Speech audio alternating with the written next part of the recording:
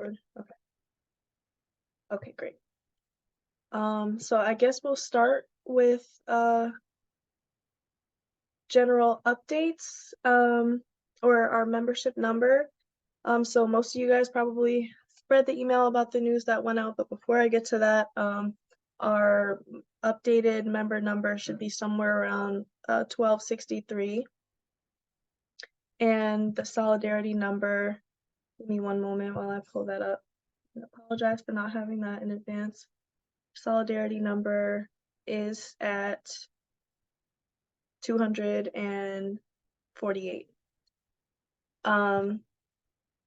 So general updates before we go into the details. Most general updates include that we are now moving forward with the building at 708 Broadway, but we are working on some markets to help our members and community members access local food at an affordable price. Keevis, would you like me to start with, we'll just go in order with the screen share? Community Integration Committee? Good. Okay. All right, so within Community Integration Committee, we've begun planning for our markets with our partners. That'll be a combination of like donated goods and purchased goods from local farms and producers. So we've been working on sourcing for that. We're awaiting confirmation from different partners, and we're working with an expanded team now to finalize our market plans. So initially Kendall and I were working on majority of it, but now we've expanded it so that more of the team can get their hands involved in that, and so that we can offer more and do more for the community with these markets as we move forward. I will pass it to Sway or Kevius if you want to go over finance. We'll go over finance. Hello, everyone. My name is Dr. Sway Rosario Calise. I'm the treasurer here for the Kingston Food Co-op. So for our account holdings, on our checking balance, there is $396,015.51. Our savings balance is $7,286.20. At our fiscal sponsor, GWI, we currently have $56,500. From all of those numbers that I have mentioned, $191,700 is specific to member equity, and $268,101.71 is what we have as net holdings. Some of the work that they have $400,000. Some of the work that we have been doing so far is submitting the grant requests for Novo, as well as we are going to begin to send notifications to all of our members who have requested the reimbursements for their member cost. And so that process will begin in December of 2023. So I will be sending out a notification on Friday to everyone who has sent a request for reimbursement.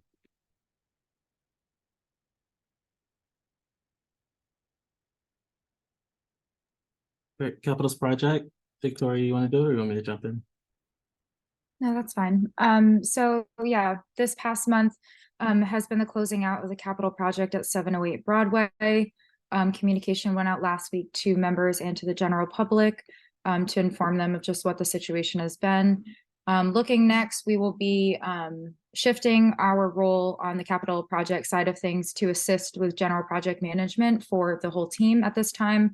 And then looking forward to what we can do in the future to get back into the development of the capital project.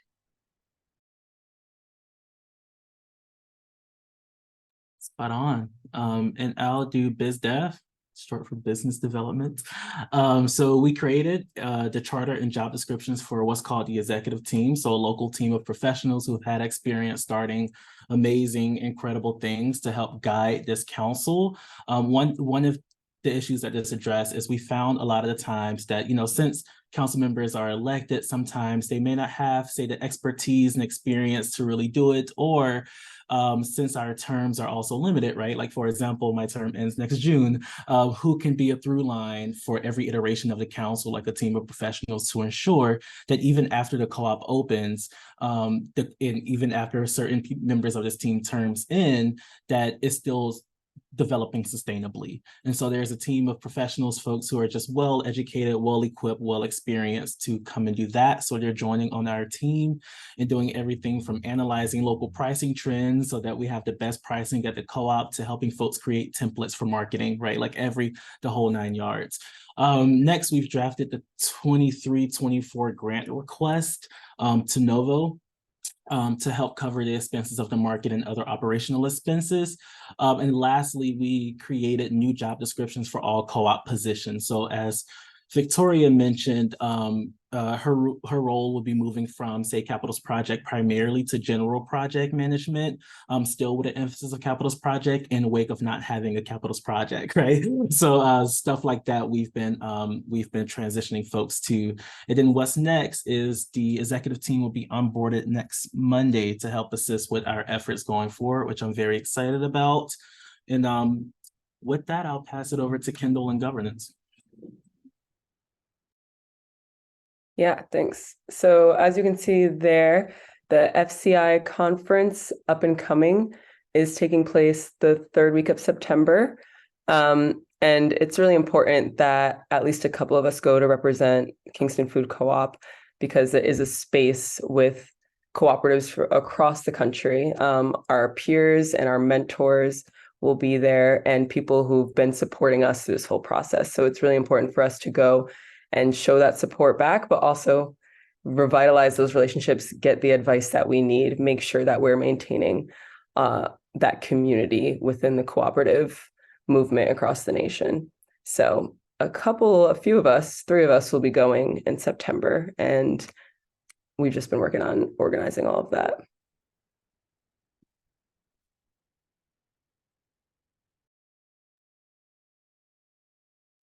I'll pass it back to you, Kevius, for...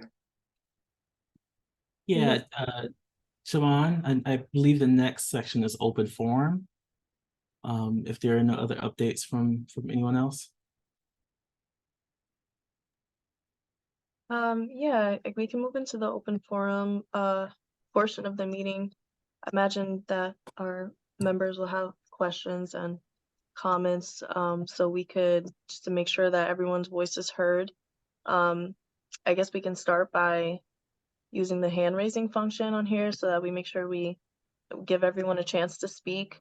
And again, if you're not asking a question or comment, please keep yourself on mute. Sorry, the sun is going down, so it looks like I'm going in the dark.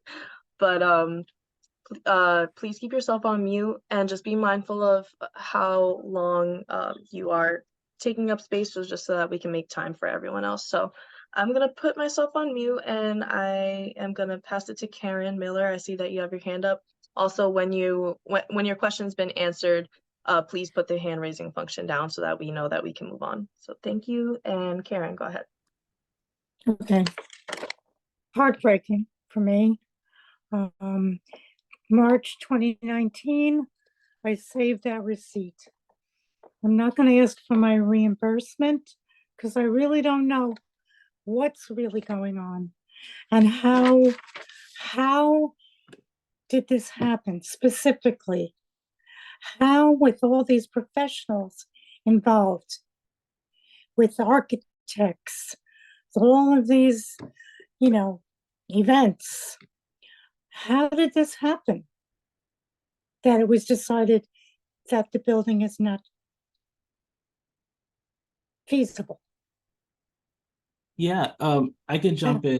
Why did it take so long? Yeah. Oh, sorry. I'm so sorry. So you said, why did it happen? Why did it take so long? Before I answer that, do you want to ask anything else? My apologies. Okay.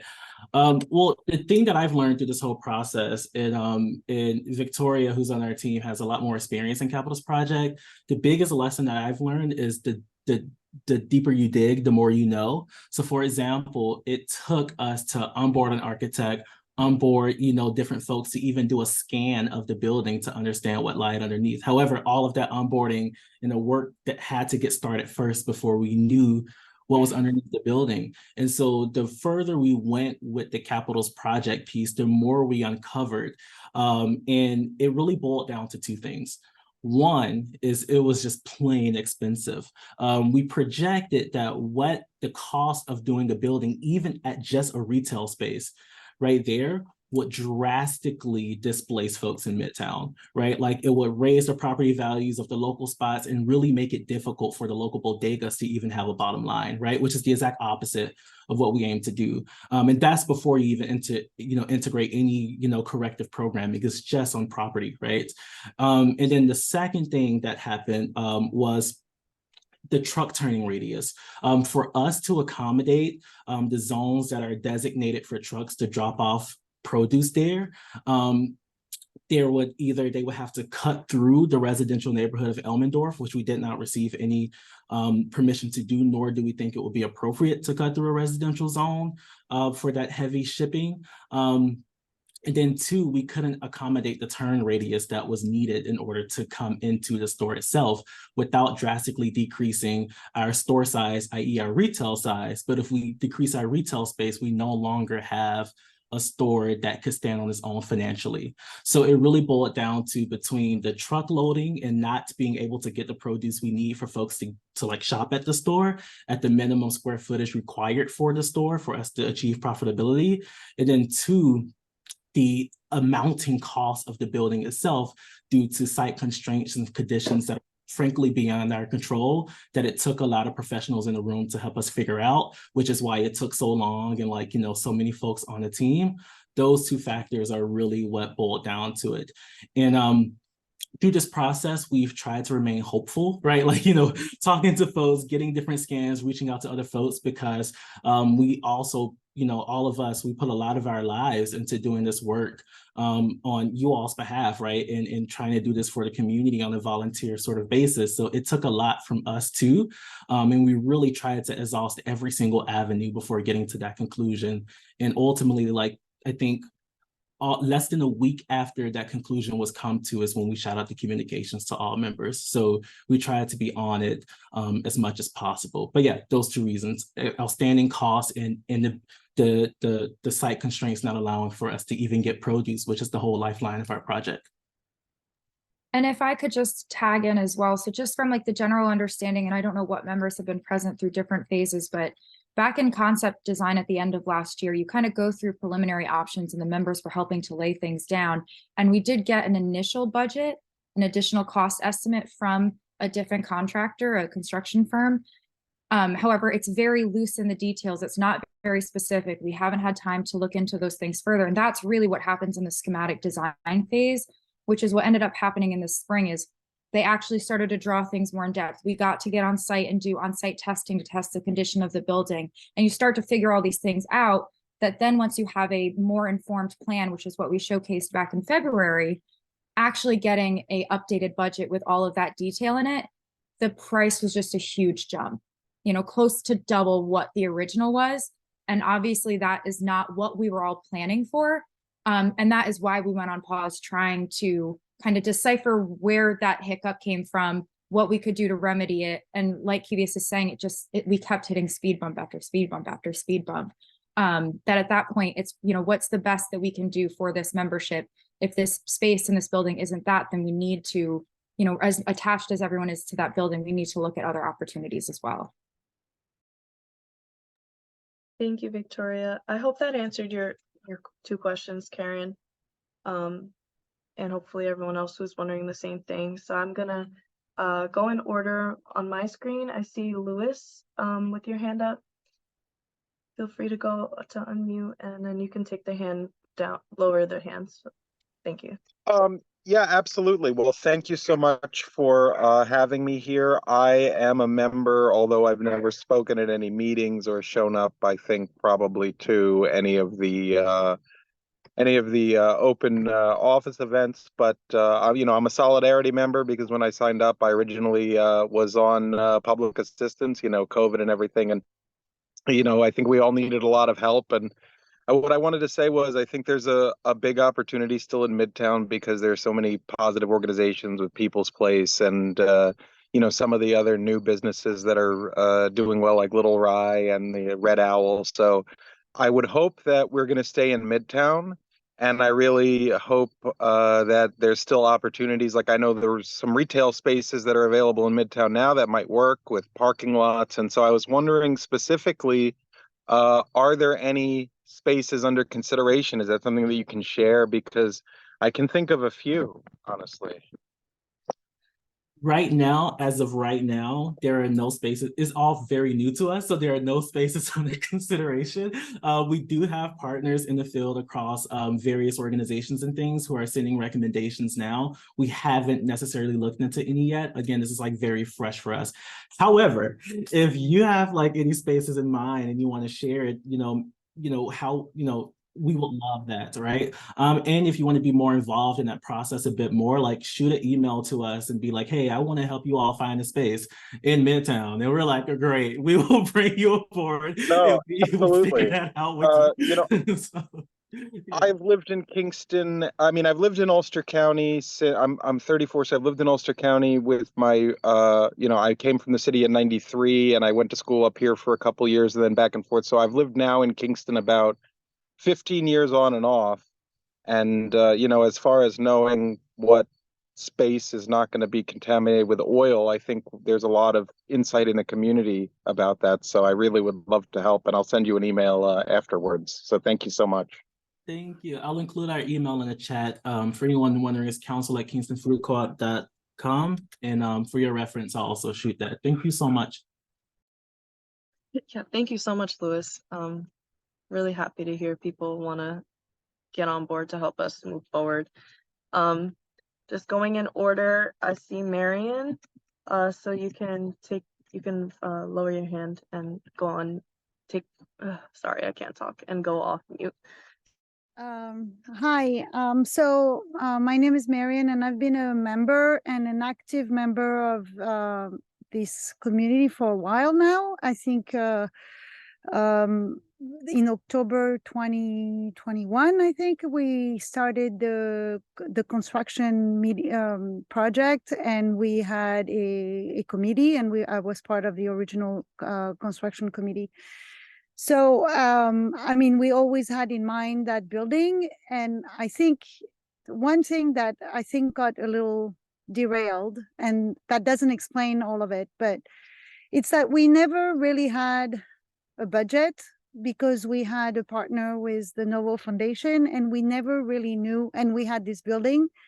So the both had to work together, and we didn't have a budget. Like, we didn't know how much we could spend, how much it was like an open-ended project, like whatever it will, like we took it into, this is what we want, this is the dream, how do we get to the dream, instead of this is what we really need and can we afford it. So I think that's something that I was always surprised about, and as we get other people on board and all that, it felt like there were an unlimited budget.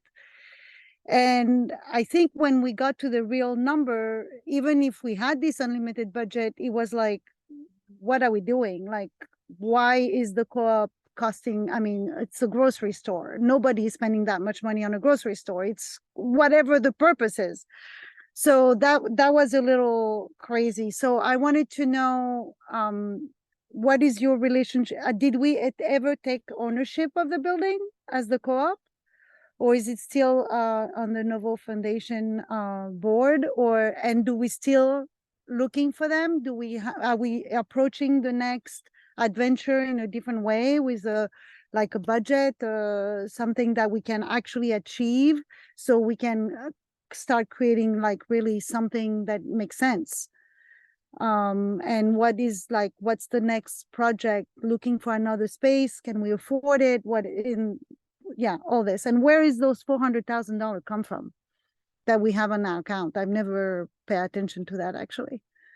Okay, I want to separate the questions because I think I heard four. So the first was, what happened with the budget snafu? And I think the second was, how are we addressing moving forward now and with those corrections from last time? Is that correct?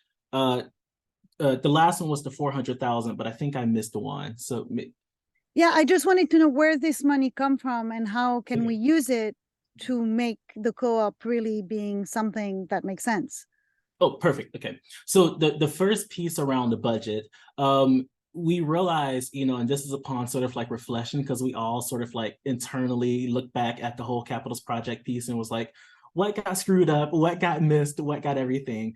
And so the budget leaving, so in entering into, I believe the first phase is called the, I'm blanking on it right now. It starts with a P. Someone please, Victoria, what is pre-design? That's it. So before pre-design phase, we had a particular budget. In pre-design phase, we went over 4 different concepts at 4 different price points, and we got approved for that number.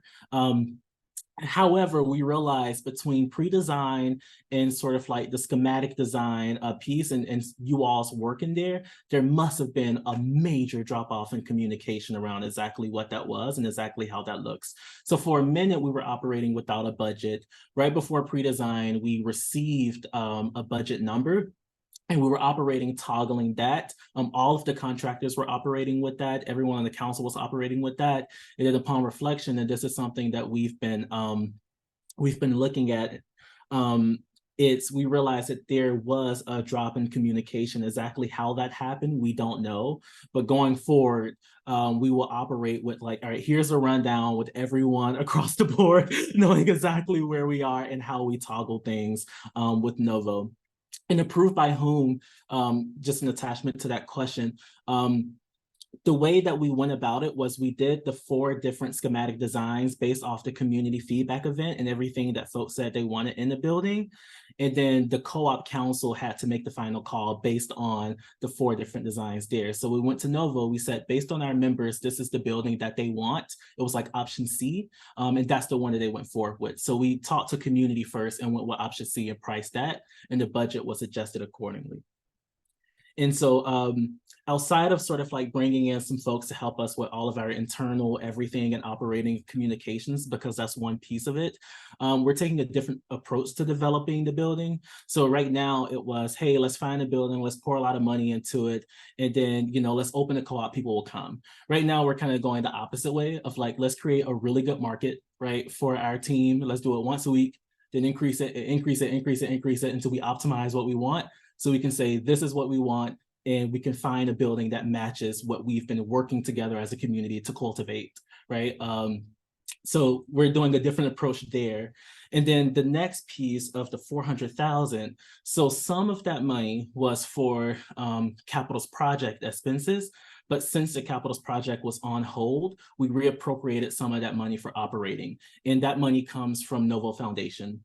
So after we do our whole like, I think once every year, there's a really big update for us, or usually around June, because that's when our fiscal year starts again, where we update on our current account holdings and how much is at GWI and everything. So we update as soon as we have the budget to share with everyone. Then every month you can see us reporting on that budget going down and down and down in those account holdings. I don't know if I answered all your questions. I was, but I have one more Yeah. that did we have ownership of the building or no? Oh, no. The co-op. So the plan was due to the building just managing construction itself and legalities and liabilities and everything, it would have saved the co-op a ton of money, and Novo, of course, a ton of money if Novo just managed it and gave us the keys and ownership once the building was done. And so that's likely the same process that we would go by for a future building if it's funded by Novo. But this current building, Novo still owns it, and we trust that they're going to do good with it. And the plans right now is to have a pop-up term to at least have some life in that building, but we don't know what's going to happen in the future. Okay, thank you. No problem.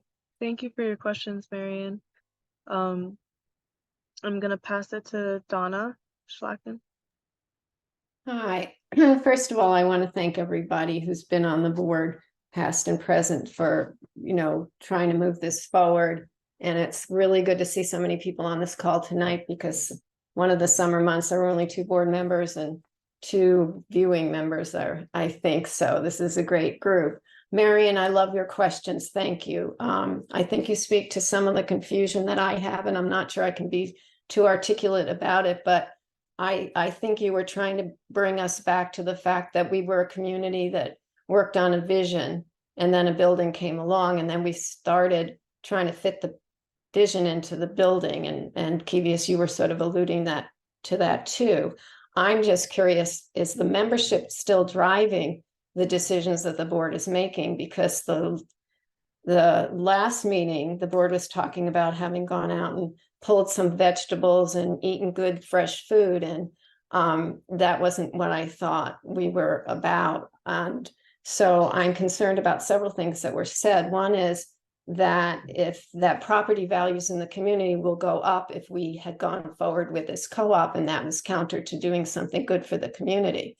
But the whole point of the community of the KFC was to provide food in the community where people could go to a grocery store in Midtown, just as they go to a grocery store in other parts of Kingston, and be able to get affordable food. So I want to know where we are in that, because you just said there isn't property available right now in Kingston.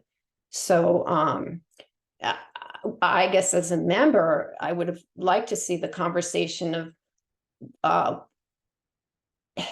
what are the things in this property that make it unsustainable, that we could compromise on and still make access to food that doesn't compete with the existing bodegas and other small grocery stores. I guess I need more. I'm confused. I need more information about that. I just don't know where the original voices are. I've been to a lot of these meetings. I feel like we're having conversations that we had 3 and 4 years ago. So, and I'm concerned with what I don't know if you said this, Kevius, but I thought you said something, the last thing you said, something about the decision on what it's going to be is made not by the members. I can't even articulate that. Because I don't think I heard it right. So I've just said a bunch of stuff, probably not in any particular order, but maybe you can try to address some of the things. Thanks. Yeah, and I ingeniously just thought to write things down as people asked them. So I think I captured everything that you've asked, but correct me if I'm wrong.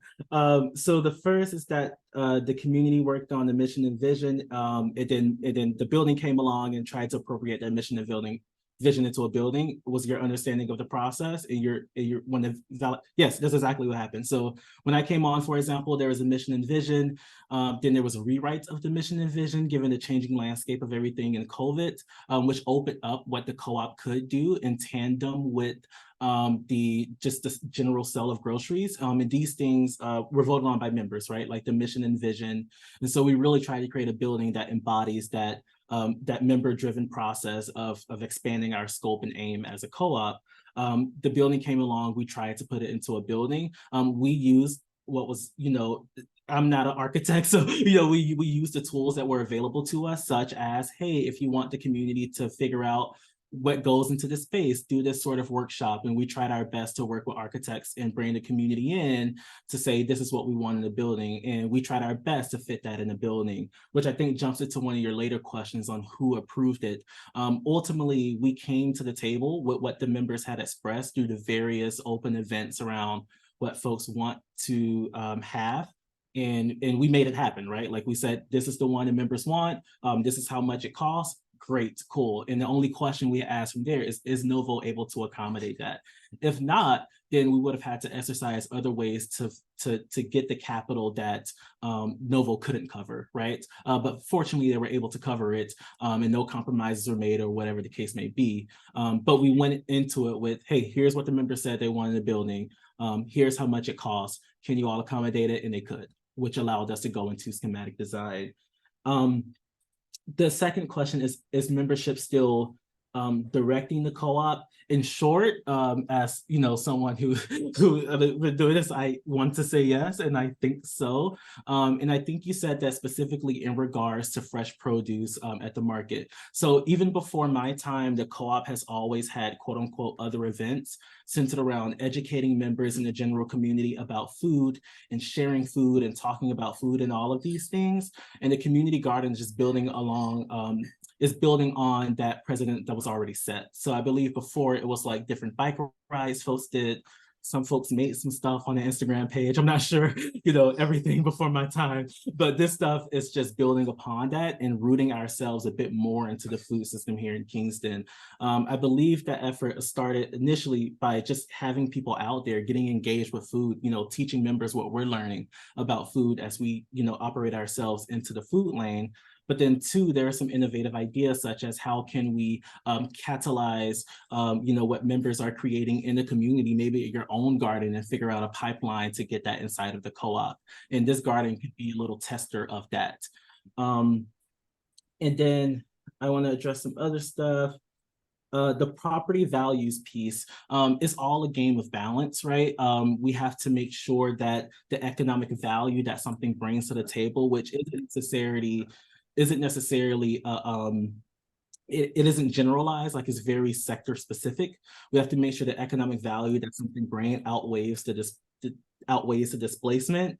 And right now, just from the preliminary studies that I've done, I couldn't see something for the price that we were trying to do outweighing the displacement that would have been present. It is 100% true that there are grocery stores that thrive, you know, in the region. And I'm sure that we are able to come up with one amongst us as a community in a different probably manifestation that can also thrive. It's just with the design put at the table, the climate, especially because right now the prices for construction has like almost doubled. All of those came into play to say that the benefits don't necessarily outweigh the costs. In good conscience, we couldn't necessarily say, hey, we're trying not to displace folks, and then look at something that point blank said, you know, you will displace people, and then go forward with it, right? It would be, I think, not to the justice of the members, nor to the justice of the greater Kingston community in which we're trying to develop. And then there is, you have two more. One is, what are the things that make it unsustainable? And I think there were just two big pillars. Even at the minimum size of operating a retail space, based on the current understanding of the grocery store and following all the templates and guides and stuff that we had available to us, we still ran into the problem of getting suppliers at that location, which poses a very significant barrier at that particular location. The first one is a safety thing. We share a parking lot with the Big Bubble, so there's already constraints as to where a truck can go into.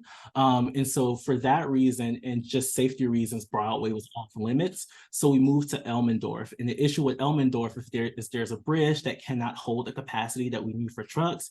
But then two, we don't have a certain turn radius that could accommodate the size trucks that we need. When we went back out and said, hey, you know, what if we reached out to suppliers and limited, say, the truck size so they can still deliver? We found that will limit our produce and also not get us to sustainability from folks who have opened co-ops across the nation. So we really took in a lot of information before even making that decision. And those were the two big and feasible points there. And then the last piece, which I don't fully understand, so I would love, like, if you can articulate or something. It was, where are the original voices? We do have folks who've been a part of committees even before my time, who are still a part of committees now, or at least the committees that have previously gone. I still reach out to folks for advice who've been a part of the original steering group. We just had an incredible workshop with someone who was a part of the original steering group to help us with some of our internal operations. So I don't know if that fully addresses that question, but I'm happy to revisit it with a bit more elaboration. So what that is. I think what I was trying to say is in terms of what you all are spending your time with, whether it's inviting people to dig in the earth with you, or figuring out other ways you could pop up in Midtown as a presence. I don't know where that fits into the original voices that we were giving in terms of just having low cost, healthy food in the community. It feels like, even talking about a community garden, there are lots, well, maybe not lots, maybe that's an exaggeration, but there are other entities that are working on expanding community gardens and having more community gardens. And I don't know where that fits into the beginning of just talking about a grocery store that can meet the needs of Midtown that doesn't have a grocery store. Thank you. Oh, perfect. Okay. And hopefully I can that makes a lot more sense. So for the past, like, I can't even remember how long, our primary focus has been on the agenda set forth. Hey, we have a building. Hey, we have what the members want, and we're going to plow through that. On a full honesty, transparency point, all of our energy was put into that. It was exhaustive. It was a lot. Also, at the same time, we understand that a good majority of members do not read emails, and some people just look for that. Members engage in different ways, right? Some members see progress as very much so, like, hey, I'm going to check my emails, I'm going to be there. Some people want to see you walk it like you talk it. That is, if you're going to bring food, we want to see you bringing food now. And then there are some things a part of the greater food system transformation, which the co-op is proudly playing a role in, which requires exercising other avenues that could live in a co-op. So, for example, just with the garden, a really great idea and one that the whole food system is looking forward to is like, how can we grow our own things and liberate people in the Kingston community to grow their own things and sell it through the co-op? However, we have never experimented with that, right? And we hope to cross cross our T's and dot our I's with respect to what is required with say a simple garden in the market, so that when the co-op opens, we already have the infrastructure there, and it's an easy process for people in the community to come in and sell their produce. So everything that we do, we try to make it strategic, sort of like incubator exercises for when the co-op does open.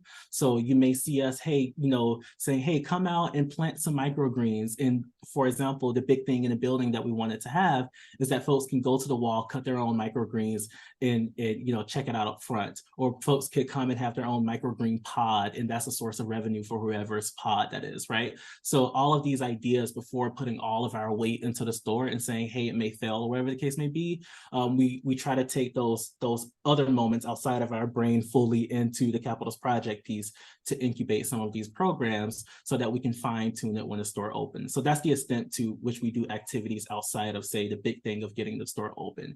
And now where we are is we've tried one way of development, that is pour all of our energy, money, resources into a building and get it open and see what happens. And now we're trying a different way, which may be a lot cheaper, a bit more iterative, but allows us to have more confidence in exactly what sort of store we're trying to open and what programs we're opening with. And that is produce a regular market. If the primary goal is for us to give fresh, affordable produce to Kingston, we're 10 toes down into that goal right now, because we understand members can't keep waiting for us. So yeah, we're jumping out and hopefully having a market that occurs so regularly, it paints its own need for a building, which makes a lot of our jobs easier. I would just like to add on, because this is tying into what Kivius is saying right now, and then also to what Marian said, and she's been a part of this process since the beginning on the construction side of things, is we have been always operating with this building in mind conceptually. And so it's been a constraint in itself. So part of also having these markets where we can kind of create a little bit more means that now we're opening and we're expanding our view. We might not have been able to do certain things at 708 Broadway, that looking at other sites, we might be able to do more. So it's also kind of trying to break the rigidity of how we've been looking at this situation, to look at what other opportunities are. We still have every intention of moving forward with the building. It's just not going into it with the same constrained mindset that was set for 708 Broadway, which is a big thing. Sorry, back to you. I was just going to add that from my perspective, this market initiative is us putting the mission first and our community first, rather than being so focused on four walls that make up a building. And, the cooperative movement and the Kingston Food Co-op is more than 708 Broadway. It is meant to be a communal effort to bring affordable and fresh food to our community. So from my perspective, if nothing else, we are recommitting to that mission and ensuring that that is our first priority. But I'll pass it over to Karen. Okay, pretty much backpedaling up what Kendall kind of, what she was saying, that there was so much involved with building. And I want to go back to the architects. I mean, and all of the membership engagement that you did and the materials that's not be wasted. All these ideas that membership gave to the idea of the building, that this is not going to be a waste. This is going to be used for whatever future. There was a lot of materials, a lot of money spent. And I'm just curious about the architect. Remind me again, how much did we spend on the architect for designing it? How much was that we hired? The architect fee itself. So and if so, if you could pull up an account just to make sure my number's accurate, I believe their fee was 500,000 for the full completion of, I want to say, do schematic design, correct me if I'm wrong, Victoria. Exactly how much we spent on that, I don't have that number readily available, but I'm sure someone could pull it up in the background. So then, okay, 500,000, that's completed, right?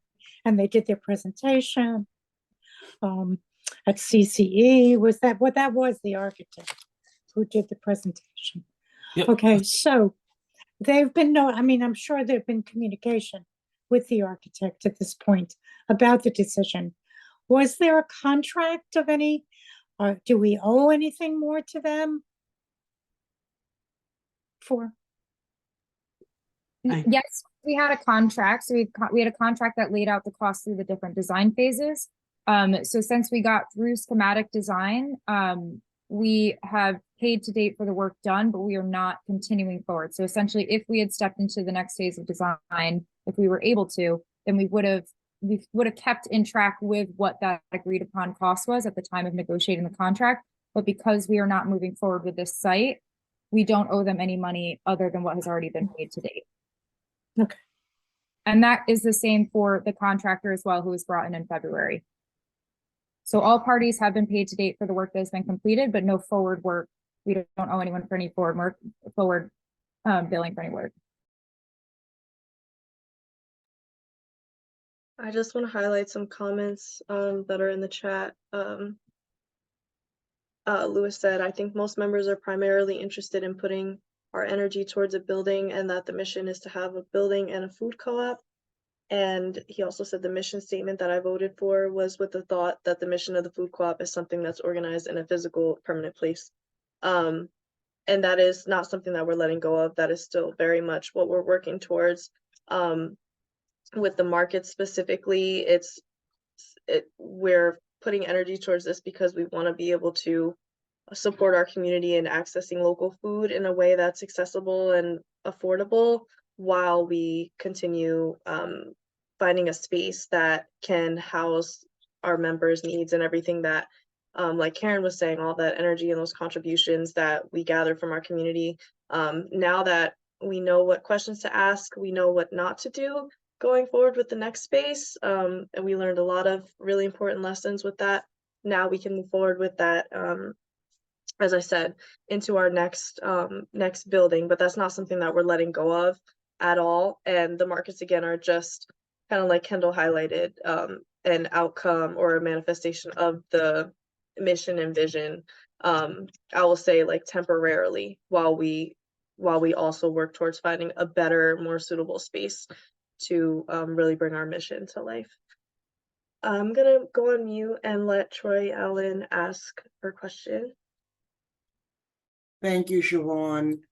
My question relates to the architects were paid $500,000. Is there a possibility that any of the work that they did can be repurposed in a new location, used in a new location, wherever that location is? And total spent, okay, fine, 324,000. And the second part is any of the community input that you all got in the spring, will that be able to be applied to a new location, wherever that is? Yeah, to the first question of can all of the existing architect work be appropriated to a new location, point blank, we don't know until we sort of like know what the new locations are and the site constraints and stuff. Because, you know, if we're working with these architects, I'm sure that there's some that they can, you know, have in their draft files and pass over depending on how appropriate it is for the new site. If not, I just don't know, right, fully for that first point. So we can't really have a say on whether that can be. But the second piece around like any of the feedback, can that be reappropriated to a new space? Yes, and you know, the feedback around, we're using that also to help guide the flow of the markets too. Like we're really paying very much attention to what program people wanted to see, how much time and energy of the whole market they wanted to dedicate to that. And we're really looking at these markets as an opportunity to see some of these things come to life, such as the childcare, the making food together, the different, say the free food option and the sliding scale pricing based on your membership status. So all of these things we're trying to bring to life as best we can. To that second point, so none of the community input that we've received will ever go to waste. If anything, you know, we'll be like, hey, let's get some more in the areas that we haven't explored yet as we go forward, but we definitely will not, you know, we definitely don't want to take our step back, with the full understanding that a new site poses new parameters. So maybe there are questions that we've asked before that were specific to 708 that we have to ask again just because it's a new site. But we want to really uplift all the information collected thus far. And just to tie it back to the first question, just to make sure we capture that answer too, is we don't know if what the architects have done are able to be reappropriated to another site. Thank you. I just wanted to add on to what Kivia said, but in terms of community feedback, that's not something that we're gonna throw away. It's something that we're gonna take into account for the new site, just, you know, given the parameters of that site and what could work with it.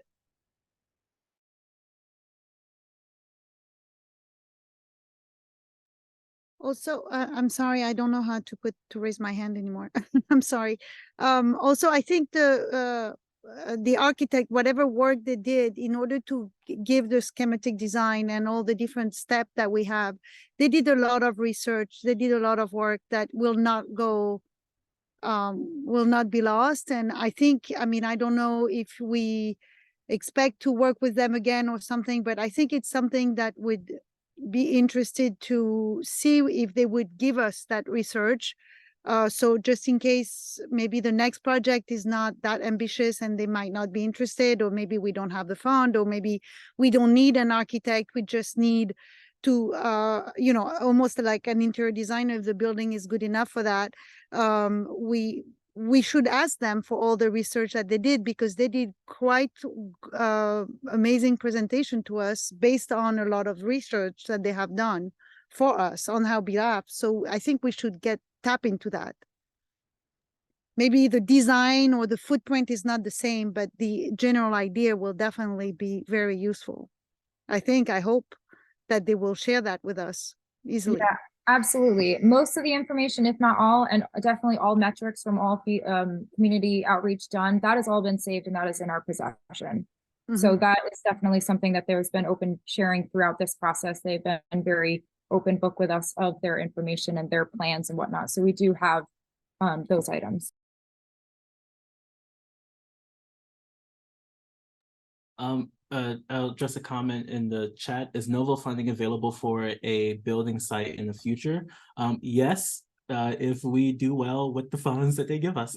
So that is, you know, if we continue to knock out everything that we promised to with the funds that they give us, say, hey, this year we want to do markets and we will love your support in doing that, right? Like if we do successful markets and keep it going, and everything looks good and in the clear.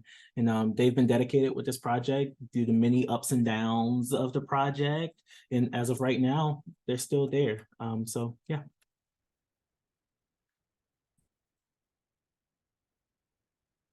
Any other questions from anyone?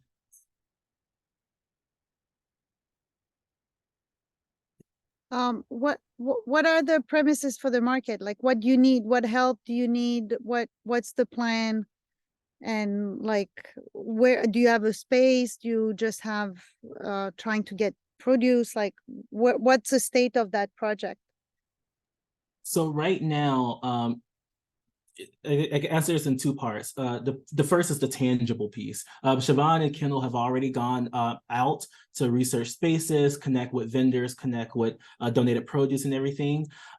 However, right now we're transitioning some members on the team who was focused on other things, say primarily Capitals Project, for example, to also help with the markets. So we'll have a clearer, way more tangible answer with like, this is where you volunteer, this is where we need someone, this is what we're struggling with, literally by next week, right? To send out to people to help get us going. And so please look at your emails for that. There are some tangible opportunities on the precipice, and we really hope that, folks come out and show up to the markets and really help us figure out exactly what this co-op's identity is. But yeah, right now we have some, but we'll announce them in the coming 2 weeks. Help with the market also will most likely look like being hands-on with setup, staffing, breakdown, and like Kendall just said in the chat, shoppers. We want our members to come out. So yeah, stay tuned for that. We'll send all the pertinent information out in an email next week. And Donna asks, does KFC have all the quote unquote positions on the board filled? We do not have all of our positions filled. Once we sort of stabilize ourselves and get out of this whole flux that we're in, revamp our works, we hope to really put a step forward into boosting up the council and the folks who are on the council. However, right now we do have some added support coming in with the executive team, which we're very much looking forward to.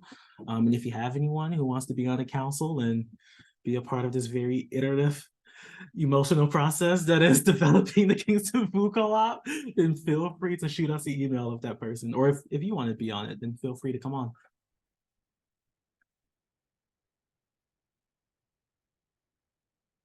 Any other questions before we move into executive session? Donna did also mention or asked if we have identified specific skill sets that are needed. And right now we have identified some, and we are still working to identify others as we want to make sure that we assess the current co-op board as well as the executive team that is coming in. So once we have that fully up and running, as Kivius mentioned, maybe about another week or so, we will have a definite set of skill sets that are missing that we want to make sure that we have to fill in the gap. Yeah, we'll have that pinpoint answer literally 7 days from now in as much detail as possible. Yeah. Are any of these elected positions? I can't remember off the top of my head how many are, but I believe they would be because, oh wait, no, they're appointed positions because the elections has ended and we've added those folks on. Yeah, elections only occur at the annual meeting. So if we do want to expand the council before that, they would have to be appointed. Roy Allen, you can go ahead. Question. Yeah, I asked in the chat, how many council positions are vacant currently? Of the 9 that were expanded through the last bylaws voting, there are 1, 2, 3, 5.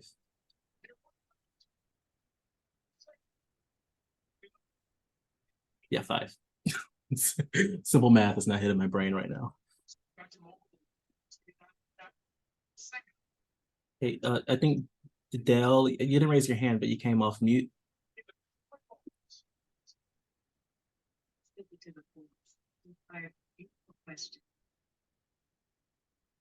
But we're having a hard time hearing you.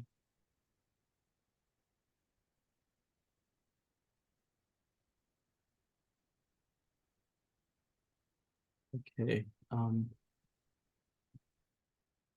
If no one else has any questions or comments for this meeting, you can always email them to us at council@Kingston Food Co-op. gmail.com.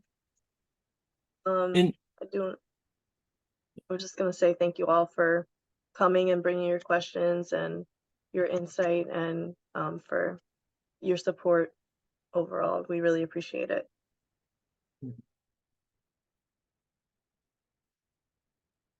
Thank you all, and we're looking forward to the next phase. thank you. Thank you Good so luck. much. Us too. Thank you.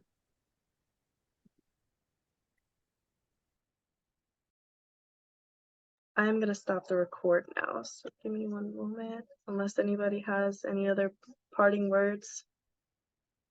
Marvin, Catherine, Gerard, Betty. Okay. No, thank you all. Good questions. I didn't have to say anything.